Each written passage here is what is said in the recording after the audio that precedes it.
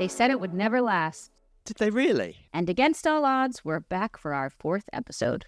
Yes, we are. It's the podcast that rummages the world's supermarkets for products breaking boundaries, elevating experiences for consumers. And later, we're going to be finding out what happened when we rummaged around one of South Africa's leading supermarkets, Checkers, in a brand new feature, Store Reporter. Ooh. So, what have you been up to now, Caitlin? I hear you've been dazzling delegates in Dublin. Well, we definitely had a fabulous time and, of course, a few pints of Guinness with our peers in the sensory community at this year's Eurosense conference in Dublin. Always fascinating to see how others are evolving sensory and what's on next. And, of course, our MMR colleagues are not shying away from the forefront of that effort. David Thompson's dual aspect of reward theory had phones up and recording all around the room, with equal inspiration found from Fiala's presentation on a sensory bot incorporating AI, Alex's captivating convo on AI personas, and my contribution around the importance of maintaining the emotional profile when iterating on iconic products. Wow, there's a lot there. If anyone is interested in finding out more, can they just get in touch? Absolutely. Don't hesitate to reach out. We always love to hear perspectives on our work. So, dear listener, for our 4th episode, we thought we'd take you further than we've ever done before. To be precise, into a world of extreme food, beverage, and beauty products designed to break the low-attention economy, and maybe even break you. Well, yes. And don't forget you've promised me that you're going to be taking the One Chip Challenge later, Caitlin. I won't let you down, Andrew.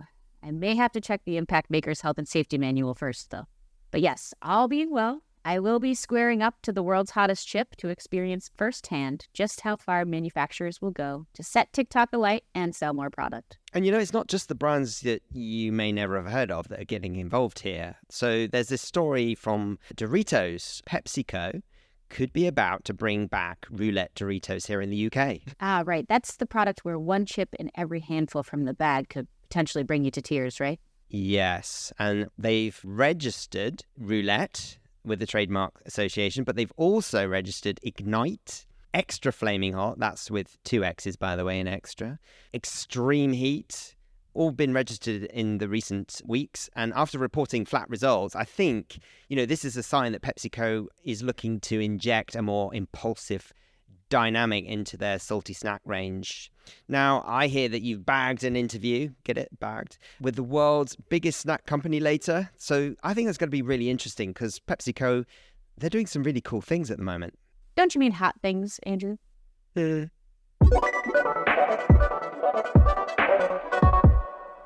It's true. Working with some of the world's most innovative food and beverage companies, we've noticed a steady increase in the development of extra hot, extra sour, extra intense products. Now, these products delight TikTokers and YouTubers who are keen and keep their audiences engaged. 20-somethings chomping through so-called toxic candy or ultra-spicy noodles to gain views and kudos.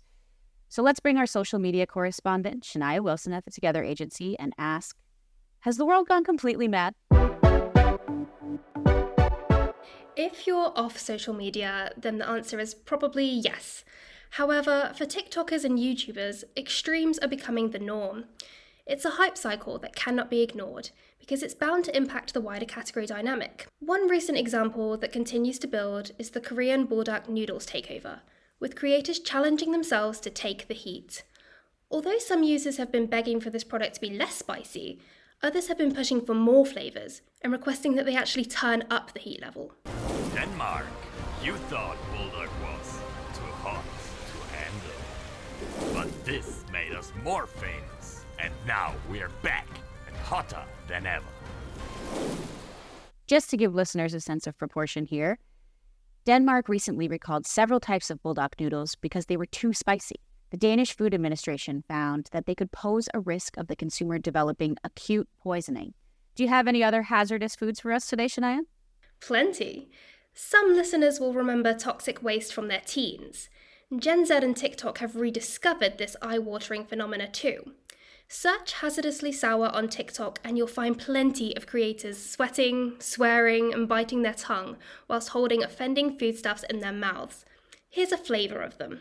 5 toxic waste, here we go! Ooh! Oh! Oh! Now it's not for 10, let's do this! 3, 2, 1, go! Oh! Oh! Oh! Oh, wait!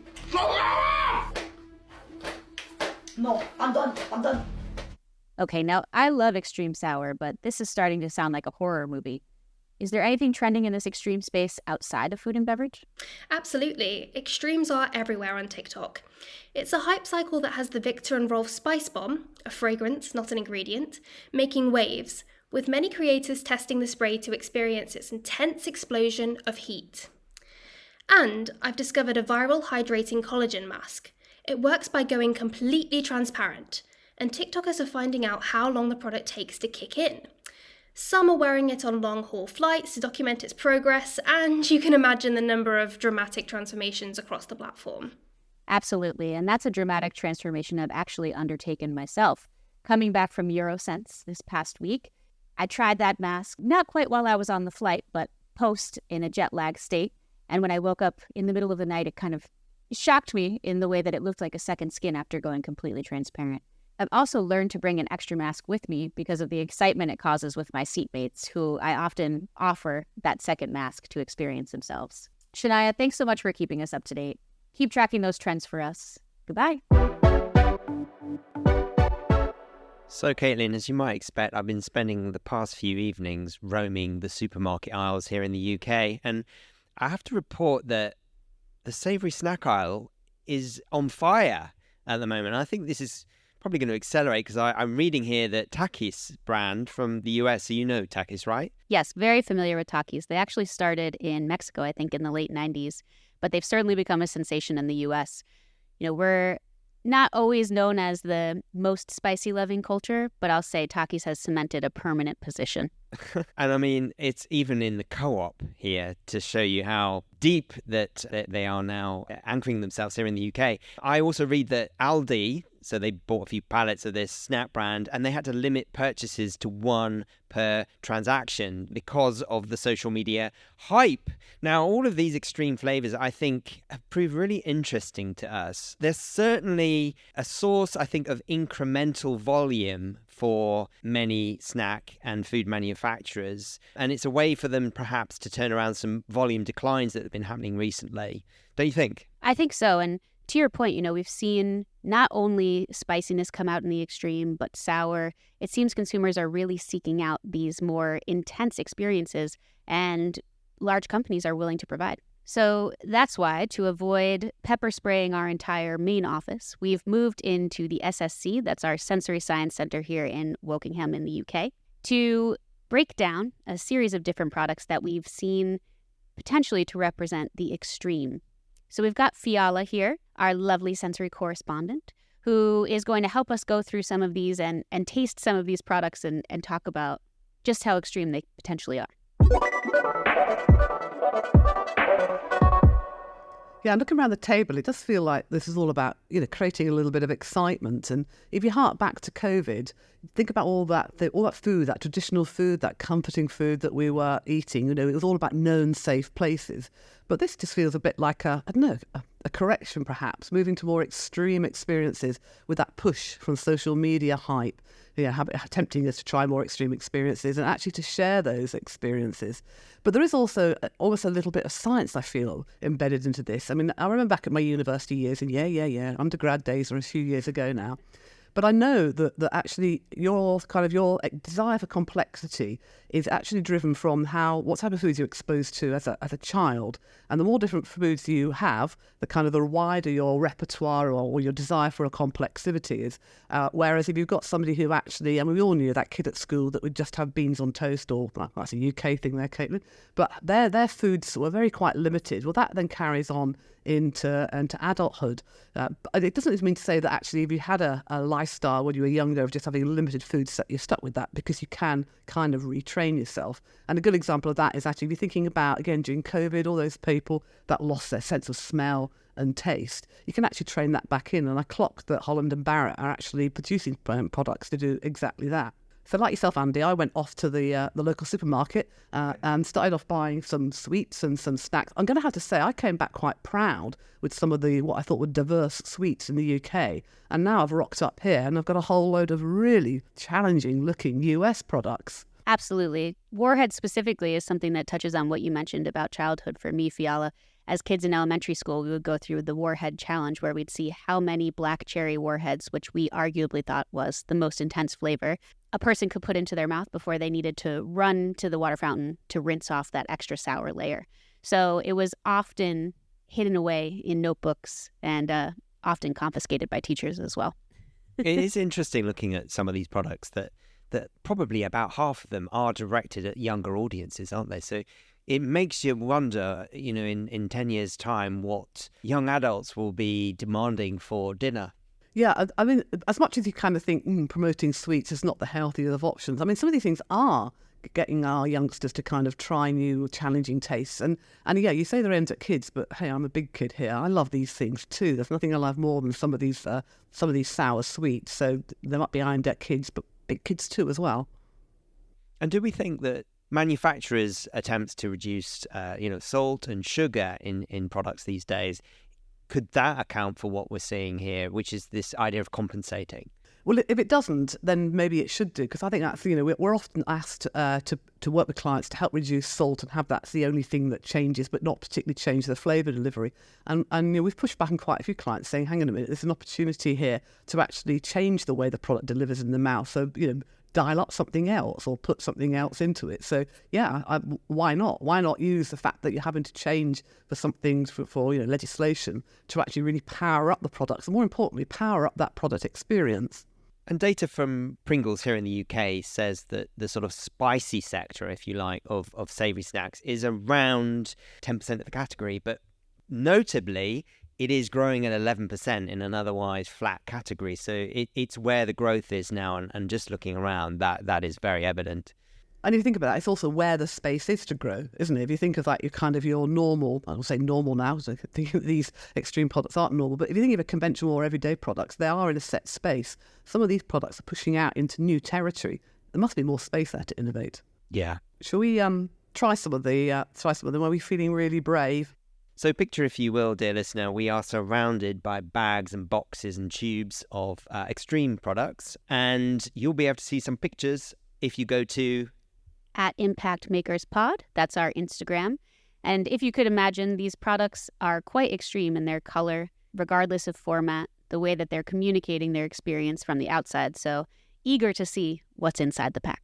And this is probably something that is best done visually, but we're going to try and convey as much as we can audibly. So Fiala, what are we going to try first? Well, I was going to actually say possibly not visibly, depending on some of these things look pretty darn powerful. Well, I think we've got a couple of sweets here in front of us. So I'm going to start off with what I'm now fearing is going to be a slightly tamer version, looking at the one that comes next. We should start with the tame, I think. Yeah. And that's our Skittles. So a new dimension, or not so new dimension, but it's stretching the kind of Skittles by having the sour element to it. So shall we give these ones a whirl? Okay. Our crazy sour Skittles. So is this a UK product or a US product? This is US based. So Skittles are iconic candy in the US. Typically they come in the red bag. That's that tropical flavor. But now, to the point of kind of extending those childhood experiences, we're looking for something a little bit more extreme, and they're iterating these new versions of Skittles that either potentially represent different fruit flavors or different sensational experiences, like a crazy sour. Okay, let's dive in. So there's a kick, but it is an easy sour, and I would expect that if we're starting there. What do you think, Fiona? And actually, the sweet's a little bit lower, but it's not. You can get it, can't you? It's a sour, sweet. Sour's definitely more dominant, although I have to say now, that is actually fading quite quick. Yeah. Yes. But then you've got a whole pack to probably munch through in one sitting. From the set that we have, I don't know if I'd say crazy sour, but it does offer a nice inherent tangy sourness from fruit that you might experience, rather than that citric acid punch that I'm sure will come along this set relatively soon. Yeah, and it's that balance, isn't it? It's the fact that the sweetness is a bit less, and in fact that even the flavour, the first thing you do get is sour. Okay, it's not a punch, but it still sours the first bit. You get the sweet bit, and then a bit of the fruit flavours come in afterwards. But no, I agree. Nice. Now this one, actually, Kate, I'm going to have to look to you. Is that the... These are our Chili Millies. So we have a sort of mini jelly, half green, half red. They look very gentle. I have a feeling that they may not be. They look a bit like a tiny chili pepper with some specks in there. So these are a little bit different than the typical sour gummy, which are usually sanded on the outside with some kind of sugar or citric acid coating. So I'm curious to see what the spice delivery is like. It's one of those sweets that you think, okay, that's fine. And then suddenly it's got a latent kick. It's not particularly extreme, but it's pleasurable. Warms the tummy. This is going to sound a bit odd, but it's sour as opposed to some of the other flavours we've got. That was just like, I don't know, acid on my tongue. This one is also supposed to deliver that bit of heat. Yeah, I'm getting that. Yeah. But not and it much. seems to be after you swallow that it's actually coming through. The balance of the flavour's a bit off. I would imagine that you get that build as you munch through the pack, which we're not going to do today because we've got to entertain our listeners. Well, that's a very good observation, Andy, because, particularly we think about a lot of, research that is often done on products. Is often done like that, have a couple of them. But Yeah. actually, we forget, don't we, that it's Yeah. not the couple, it's actually, the bag. I mean, we're going to come on to crisps in a moment, and Yeah. that's definitely the bag. And it's actually the journey that's important. So Yeah. one-off, they might have one experience, but if you have a journey through the pack, different experience. Absolutely. So while we've seen more of that sour innovation in terms of the extreme coming through in our confectionery space, to Andy's point earlier, the spicy is certainly hitting the crisp aisle hard. So we've got a few different examples here. The first we're starting off with is sweet and salty, or sweet and spicy Wotsits. Did I say that right? Yeah, Wotsits. In fact, what's very interesting about this one is on the bag, it actually talks about crunchy as well as being sweet and spicy. Now, I know from quite a bit of crisp work that there is actually a dynamic relationship between flavour and crunch. So I'm quite looking forward to trying this, because I'm expecting, back to your multi-sensory experience, I'm expecting something quite interesting here with the interplay between that texture, the crunch, and the flavour. Yeah, so what you're talking about is the fact that the human senses are highly interrelated. Absolutely. So what you're saying is that the experience of the crunch is going to inform the perceived reality of the taste. Yeah, it's going to queue up an intense. If you can imagine a really, really crunchy crisp queuing up an intense flavour and a prolonged flavour delivery. That could absolutely interact. And you're absolutely right, Andy. These things are, we call it cross-modular, where all these different senses interplay with one another and can queue up and deliver different things. So you should have a go. I'm really intrigued with this one. I'm a childhood fan of Wotsits, and these don't look like Wotsits in shape form, but in colour, yes. And apologies to all of our misophones out there who have to listen to us crunch and munch through this episode. These are Wotsits for grown-ups. That's what. That is quite an interesting texture. It's nice. It got a good sweetness from the corn, and then a more peppery kind of spiciness coming through. But again, a later, delayed delivery of that spice. But the texture, though, is you've actually got an almost like a multi-dimensional texture. You've got that first bite, and then you get into the middle bit, and the middle texture is different. Not massively different, it's just little enough to make it interesting. So these are made, of course, by PepsiCo. PepsiCo claims that 51% of Brits, at least, love spicy food. These are quite spicy. They are, but for me, I like the texture. I think of the three of us, I'm probably the biggest spicy enthusiast. So I'm still at the lower end of my range here. We'll see how far we go. Oh, we might be able to crack that at the end. I've got some trepidation, Fiona, with the blue chips. Are these the Takis? These are our Blue Heat Takis. Right. So you see that iconic rolled corn chip shape, coated in a nice layer of blue that's almost the same in hue as our Warhead. It is that. Yep, I noticed that as well. Andy, have you got your water ready? Now these should have a really satisfying layered crunch. You're not going to make me eat the whole bag, are you? Depends how nice you are to me. I would eat these until I'm blue in the face. Very good. Very good. I find they have a nice complex flavor as well, which is surprising. They do. Usually with blue foods, you're not necessarily thinking about a savory complexity that would be delivered. Typically, it's that blue flavor that we know as blue raspberry, right? Yeah. So when it is delivering that more layered kind of spice element, it's a nice surprise. It is. That is much more complex than I'd anticipated. I was going to say it's almost like an adult end, but that just kind of belies what we've been saying about increasing complexity. Yeah. I don't need to say anything. I just did. The first victim of our spicy tasting. What concerns me is that you've got something that follows this blue one. I thought we were doing it in heat order, or... I think we've gone a little bit Awry. Probably slightly lower on the end because we're bringing in a dairy element here, right? We've got, It's Pringles hot flaming cheese flavour. so Okay. could Another potentially be Kellanova hot. brand. Okay, let's go for this. Big hit of cheese and dairy first. Yeah. This is more easy snacking, but there is actually a kick coming through. So I'll take that back. Yeah, there is definitely a kick coming through. Yeah. It's latent. Front half of your tongue, is that where you've got it? Mm-hmm. It's almost a little numbing. Yeah, Yeah. it is. No, I think it can live up to its name there. And I didn't expect more of that kind of aged hard cheese flavor No. coming through, but it's got more of that mature kind of cheese versus that more cheddary flavor that we often find in savory snacks. And again, we're talking about a journey here, aren't we? Because that first experience is very dairy, very cheese, and then going into the heat that comes in afterwards. So do you believe then, Fiala, that the increasing incidence of these higher octane products is going to move the centre of gravity in snacking categories and food categories? Yeah, I absolutely think it can. I mean, I think we've already talked about the fact that these are moving into a place that's not highly populated at the moment, so there's places to go. But there's also, if you think about heat, like capsicum heat and the desire for hot foods, it's not a cultural thing that some places can detect, have it hot and other people can't. For most people, it's actually, again, a journey, keep using that word, of building up, being able to try hotter and hotter things. Fiala and I were just at the Eurosense conference in Dublin in the beginning of the week, which was a great experience with our international sensory colleagues. And the final keynote speech touched on the popularity of semi-glutides and how that is reducing the portion size that consumers are able to eat. So in savory snacking, consumers that were previously able to consume a 4-ounce portion are now eating a 1.5-ounce portion.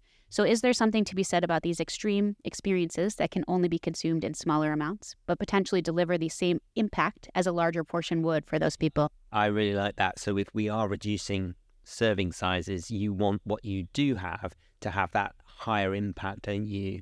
So yeah, that's another dynamic I think we definitely should consider and manufacturers should consider. Now, for listeners that have sat through that, we're still here, but Caitlin has kindly volunteered to try the world's hottest? World's hottest chip. Should we say I volunteered, or should we be like, we drew straws and... Well, sacrifice, I think, Yeah. would probably be a better word. She went out of the room at precisely the wrong moment and the decision was made. Suffice to say, this product is not in a bag. It's one chip. Yes, one chip, and that was £12 on a well-known big online store beginning with A. And are you seriously going to do this, Caitlin? I mean, if it serves our audience, Take one for the team. I'm willing to take one for the team, though I may only eat a corner. Okay, over to you, Caitlin. Okay, well, here we have a chip. I'm sure many of you are familiar with the One Chip Challenge. So it's a similar chip to that using the world's hottest pepper, which is Carolina Reaper.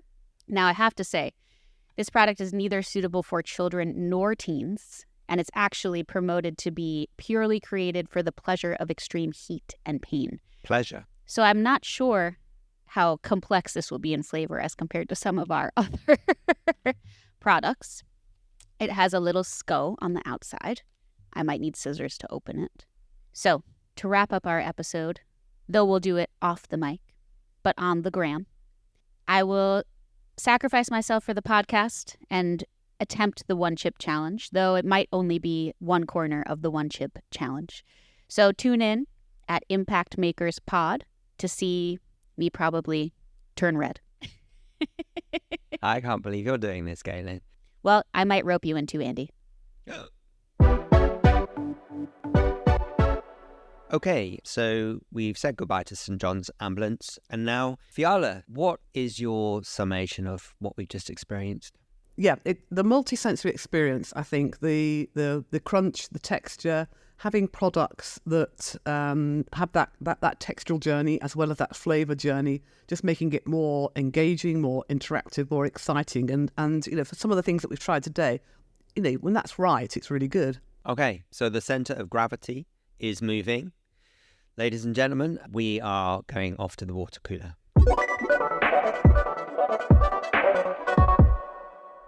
To continue our conversation on extreme experiences, we're very fortunate to have Dr. Mary Carinchia with us today. She's a senior manager at PepsiCo Foods North America, and she's got lots of experience to share in the space. Thank you for being here, Mary. Hi, Caitlin. Thanks. So what does Pepsi make of this consumer move toward bolder, more extreme flavors? Is it really a thing? I think it's a thing. To be honest, we're really excited by it because, as a developer, it's really fun to develop in this space. I think extreme flavors are here to stay, and partly because the consumer is changing. And as we take a really human-centric view when we're doing development, understand what our consumers are looking for. And there's something they call the Pareto effect, where people are looking for 80% familiar and 20% novel.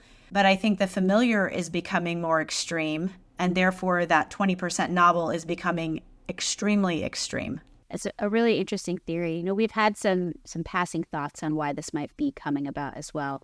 And we were thinking too toward the trend of use of semaglutides and how that's reducing portion size potentially as well, that consumers are actually able to eat, and needing to make a more indelible mark with that experience in a smaller portion size also becoming a more relevant need. So do you think this is a passing fad, or do you think it's more of an unstoppable trend? I think it's an unstoppable trend. I think that what extreme means might be trendy. So right now we're seeing a lot of extreme heat, extreme sourness. In the future, it may be a combination of extreme umami or savory in combination with sweet. A lot of the flavor trends are pointing us in this sweet and spicy space. So like jalapeno jelly type flavors. But I think that I don't think consumers are going to go back to their plain Jane chips as far as the innovation goes. So we always will have the familiar flavors, but I think that they're really looking for something that is extreme. It's a way to break them out of their sort of adulting mode, to give them something fun, something exciting. If you're going to pick something to eat, you want to pick something that shocks your system, that's exciting, so that you have a memorable experience. Definitely. One of the other things we hypothesized on this change, and we touched on in another part of the episode, is almost an overcorrection from the pandemic period, where we saw consumers go for more indulgent type products. Maybe they were seeking more comfort foods. And now as we break free from that, we're looking toward more of these extreme novel experiences, to your point. And it's interesting to think that instead of this kind of being a peak of this moment as we try to buck what we experienced collectively for the last few years, that it would be more of a change in a consistent direction, just rather the different types of flavors that we engage in and how that continues to evolve into new offerings. So how does PepsiCo anticipate catering to this increasing need for those bold, extreme, experience-led consumer products? Well, one thing that we did this year, and listeners may have seen the press releases around this, but we actually have launched Flamin' Hot as its own subline. So there's actually 25 products that are in the Flamin' Hot portfolio. It's funny because our old standard Flamin' Hot, the one that's on Cheetos, that has become almost a familiar product. It's no longer considered bold. And so we've had to keep pushing that. So now we have extra Flamin' Hot Limon, Flamin' Hot Cool Ranch, Flamin' Hot Nacho. There's so many Flamin' Hots, putting it on a harder texture with the Dinamita sticks. So you're getting the extreme texture with the extreme flavor. And so even something that 15 years ago, like Cheetos Flamin' Hot, which might have been seen as extreme then, is now seen more as familiar. And so we've had to push that because consumers are looking for something new.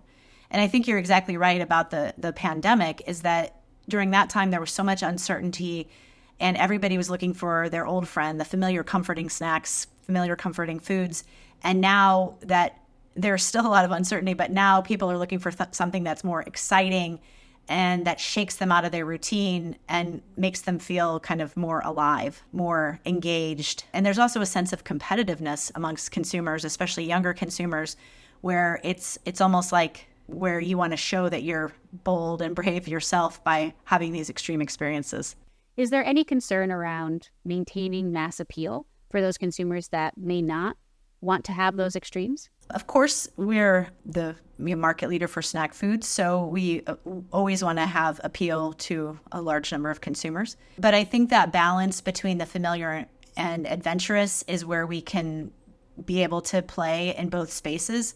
So we will still have our familiar favorites. We will still have, it's on a spectrum. We will have mildly adventurous things like Flamin' Hot, and we will have extremely adventurous things like these Flamin' Hot Limon, Extra Flamin' Hot, and things like that. And so I think as the center is shifting, the mass appeal becomes more bold, and then we're always pushing the edge as well. So I think that it's a balance between the snack flavor. You can take the extreme element, whether it's extreme sour, extreme heat, extreme pungency, and marry that with something that is familiar, like a cheese note. And so, again, that's kind of the appeal of Flamin' Hot, is that it has that cheesy note, and then it has that heat note and that sour note. And when you combine that all together, it is extreme, but it still has a level of that underpinning that is familiar to consumers. So, there is part of our portfolio that's going to stretch and be really extreme. And I think it depends, too, on what the product is. So some products lend themselves to being really out there. We have fun with that, like make them very extreme. Things that are a little bit less extreme, like, say, Sun Chips, we're still adding jalapeno flavors on there. There's a black bean jalapeno. But they're not like super extreme. But for Sun Chips, that's really extreme. So I think it depends on also the product and the consumer. So the consumer can sort of choose their own adventure of how extreme they want to go. PepsiCo's probably not going to go to the like super, super hot, where people are having medical responses or something. But but nonetheless, our consumers are pushing us to say we want more flavor. And they have this kind of sense of community around the hotheads that people really like that stuff. Absolutely. And as a hothead myself, I'm happy to hear about the staying power and the continued innovation that goes on within the Flaming Hot range. It's really exciting. And it's good to know that there is an extreme accessible for whatever your top range of bravery might be. So it's really exciting that PepsiCo is so active in this bold space and has so much opportunity to innovate not only within their existing lines, but also, pushing toward more of those novel experiences with potentially new products as well. So Andy and I were noticing the resurgence or the possible resurgence of Doritos Roulette, which I think gets back to some of those viral experiences that we talked about, right? So for our listeners who are unaware, Mary, can you give us a description of what Doritos Roulette is? Yeah, so Doritos Roulette is where in a bag, the chips will all look the same. They will all have the same seasoning, the same dust on them. But 1 in 4 or 1 in 6 will be extremely hot or extremely sour, and you won't know which one it is. And so there's that element of shock and surprise. Hopefully, if you do experience the roulette, you don't get like 2 in a row, because that would be either really lucky or really unlucky, depending on your point of view. Absolutely. And it's interesting to see a product play so literally into the 80% familiar and 20% novel in that sense. It's a near 20% of the bag going to give you that exciting experience, right? So you get the best of both worlds there as well. So what do you think is the next evolution in extreme experiences, or what are you most hoping to see? What could be your extreme, Mary? Of course, right now we're really leaning into heat and into sour. We're getting a lot in this sweet and spicy space. I just cut up a bunch of jalapenos yesterday. My hands are still literally burning. So it's jalapeno season in Texas right now. So I don't want to see heat go away, but I think that what I think is going to be next is I would love to see some overlaying of that kind of more savory note, because I think there's something about satisfaction we see with our consumers that savory notes are more satisfying. And so when we talk about that, and if people are really looking for a full experience, and I think that's what this extreme trend is like, I'm trying to condense my experience into one bite. And so if I can have a little bit of savory with my heat and with my acid and with my sweet, so it's playing up on all 4 of the, or 5 of the basic tastes, so that people are really getting all of that at once as a big, powerful punch. And it hits right, it's satisfying, it's exciting, but then it has that kind of a little bit of the familiarity with it because of the savory notes. So to me, but I love savory things. So to me, that would be what I'd love to see. And I think also pushing on the harder textures. So all of these extreme flavors really partner quite well with hard textures. So things like kettle chips, like those Dinamita rolled tortilla sticks, even extruded products that have the hard bite. All of the intense flavors marry very well with those kinds of textures. So you're getting the multi-sensory experience of the extreme texture with the extreme flavor. And I think we're going to see more of that coming together in a purposeful way rather than just putting Flamin' Hot on everything. Let's, putting the right kind of flavor experience with the right texture so you're getting something that's extremely memorable when you have that product. That's great. It's definitely exciting to hear that there's essentially limitless possibility out there for how extreme we can go and the different ways that we can achieve that, right? Whether it's through texture or flavor or unexpected flavor combinations or putting every flavor into it all at once. Well, thanks so much for all this information, Mary. It's been really interesting to hear about how extreme experiences are here to stay and are going to continue to evolve, whether that's through multisensory experience, delivering a rolled crunch where we get lots of layers of flavor and texture coming to play in a single chip, or by varying an experience of snacks just within the bag, even chip to chip. There's lots to play with, and it sounds like PepsiCo isn't shying away from being the leader there. So thanks again for joining us today. We really appreciate it, and we know our listeners do as well. Thanks, Caitlin. Because I love word puns, I will say this has been extremely enjoyable for me. So thank you very much. Well, you're welcome back anytime. Thanks, Mary. Okay, thanks.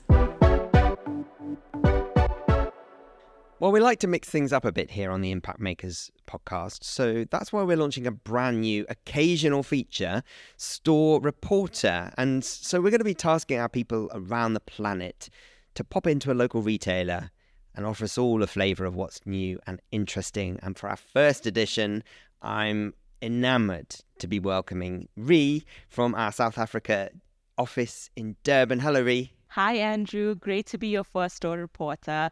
It was a very interesting task. Glad to hear it. So tell us the store that you visited for us and give us an idea of the sort of shopper profile. So I dropped into Checkers Fresh X, which is gunning for the Woolworths shopper at the upmarket end of the retail sector. For your listeners' benefit, Woolworths can be compared to the likes of Marks and Spencer's, Simply Food in the UK, or Trader Joe's in the US. The Fresh X store boasts a bold and expansive design, offering shoppers a spacious, serene, and premium retail experience.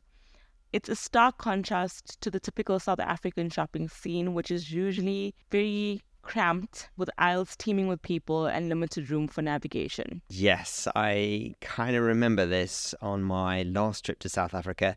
I am familiar with the Checkers brand, but I have not been into Fresh X. So is this a concept store or has it been established for some time now? So the first store was launched in 2017 in Johannesburg. So it's safe to say that this has gained immense traction since then and has now been rolled out throughout South Africa 8 years later. Oh, right. Okay. So tell us what is new then at Fresh X. So the store environment is unlike anything you'll see here in South Africa. It has dramatic ambience that shows international iconic brands such as Krispy Kreme, Lindt, Kauai, and Starbucks. Head on over to Impact Makers Pod on Instagram to get a glimpse of the opulent arrangement. So what interesting deals were running in the store, Ree? Well, apart from the regular in-store discounts and loyalty cashback offers, the store has introduced a scheme that provides customers with up to 75% money back on selected healthy food items. This is in partnership with the leading medical scheme provider in South Africa. Consumers are incentivized for choosing a range of healthier products at much lower prices. And this is a first for stores in South Africa, so it would be really interesting to see how this builds up in the future. Now, you've also discovered, haven't you, some in-store tech that advises on perfect pairings, is that right? Yeah, you've been checking my photos, Andy. You're right. Checkers Fresh X has installed an interactive screen that allows customers to scan their cheese of choice, and this is in line with a very popular Checkers campaign for Cheese Choose Checkers. And this offers information about the cheese's origin and history. But more than this, it suggests what breads, meats, and condiments, or even wines, would best pair with it. And it makes shopping there a little bit more engaging, I think. Yeah, and again, progressive. Tell us, do you have a favourite product from the store? I'm going to cheat a bit with my answer, but it's got to be the Checkers in-house brand, Forage and Feast. With offerings across so many categories, it's a store brand that promises quality and luxury, and it's exclusive to Checkers. So, as you may expect, it offers decadent desserts, world-class condiments, and much, much more. And it makes it so much more accessible to the everyday shopper. Fantastic. Well, look, Ree, we really appreciate your time and for being our first store reporter. Thanks, Andy. I've really enjoyed it. Good luck with your podcast. We're all fans here in South Africa. Oh, thank you. And goodbye. Bye. Okay, and now on to our second guest of this episode, and that is none other than Charles Banks, who is co-founder of The Food People, which is a go-to resource for food and beverage trends. Now, as you know, for this episode, we've been pulling out multiple examples of products that push the limits of, sourness, spiciness, and so on. And of course, manufacturers wouldn't be doing this, would they, unless the demand was there.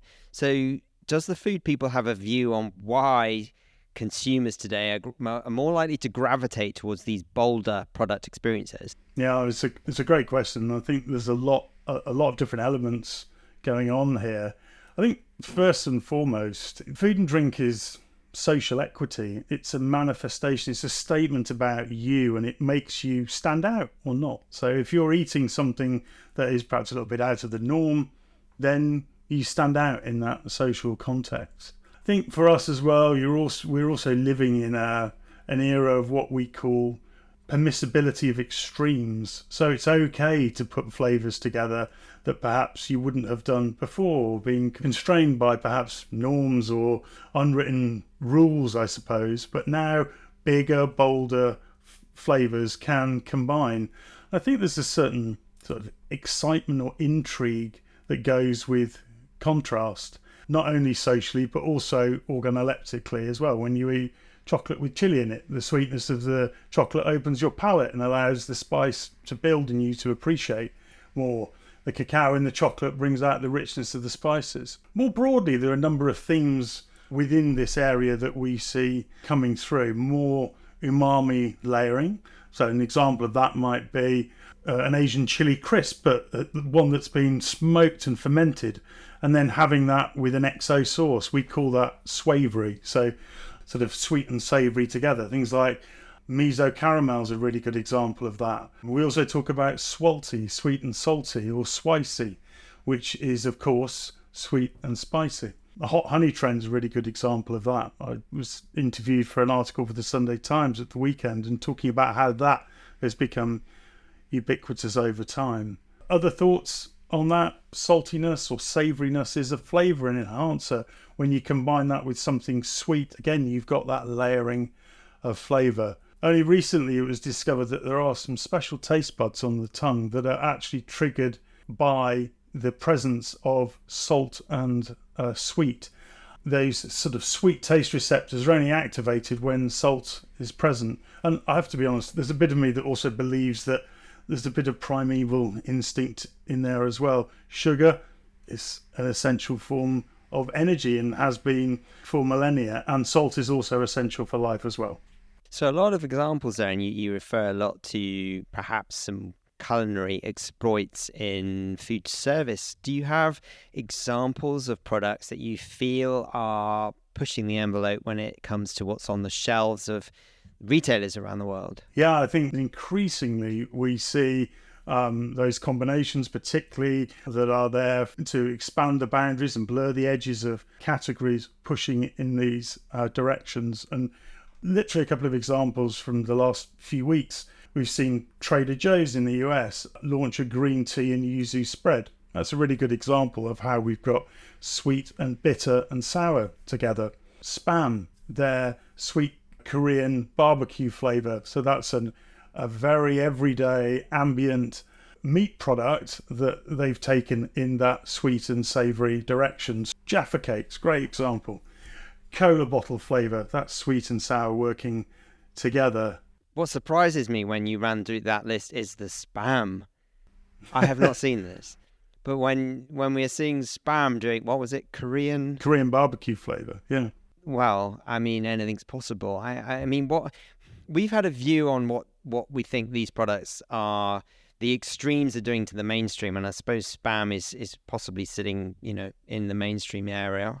What is your view about what's going on at the moment and how it will move its way into mainstream baskets? Well, I think these examples from the edges of categories over time will invariably move their way into their mainstream. We're looking for excitement and intrigue, and that the evolution of that benchmark of what equates to excitement and intrigue will evolve over time. So the things that we see on the fringes today, over time, find their way into the mainstream. Really appreciate you taking some time to share your perspectives, Charles. Now, any listener, if they want to get more familiar with the Food People, have you got any advice there? Yeah, I mean, obviously our web presence and our social presence is a great place to start. But on the 19th of November this year, I'd invite any listener to come along to our annual Trends Summit, where we'll spend a day exploring future trends and foresights within food and drink. Just visit our website, foodpeople.co.uk, look at events. It's online, so you can join from anywhere in the world, and you can catch up. But all the details are on the events page on the website, so I'd invite you all to join. Okay, and the website is what? The Food People? Thefoodpeople.co.uk. Okay, Charles, thank you very much. My pleasure. Great interview to end on, Andrew. This really has been the perfect subject for Impact Makers. A big thank you to our guests. We and our listeners really appreciate it. And all the products featured are pushing boundaries for sure. We are seeing further evidence, aren't we, of the increasing role that discovery is playing in people's lives right now. So I'm reading in the trade press, just breaking news, that Waitrose, a UK supermarket chain, is ramping up the visibility of new and novel products in their stores. They say that their customers love to discover novel, new and exciting, dare I say it, sexy products. I think this story is so timely, Caitlin, because we can reveal, can't we, that our next episode will be called Welcome to the Discovery Era. Yes. And we'll be finding out why increasing numbers of consumers are prioritizing new and novel and, dare we say, sexy experiences in their weekly shop, and pulling out some of the very best examples from around the world. It's going to be super exciting. So we will see you in the Discovery Era. Goodbye. Bye.